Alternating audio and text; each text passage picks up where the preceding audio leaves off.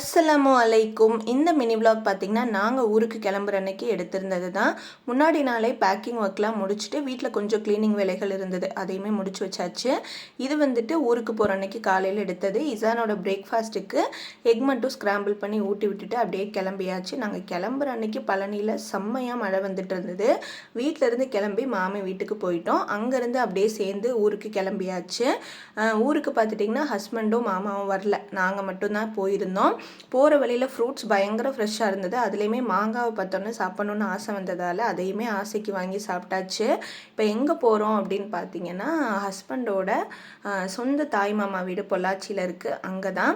So அங்கே வந்துட்டு எதுவும் ஃபங்க்ஷன்லாம் கிடையாது, சும்மா ஒரு 2-3 நாள் இருந்துட்டு வரலாம் அப்படின்ட்டு தான் போயிருந்தோம். லஞ்சுக்கு மீன் குழம்பு தான் செஞ்சுருந்தாங்க, டின்னருக்குமே மீன் குழம்பு, மீன் வறுவல், இட்லி, ரைஸ்ன்னு எல்லாமே இருந்தது. ஸோ ஃபுல்ஃபில்டாக டின்னருமே சாப்பிட்டுட்டு எல்லோரும் சேர்ந்து ஜாலியாக கேம் விளையாடிட்டு இருந்தோம்.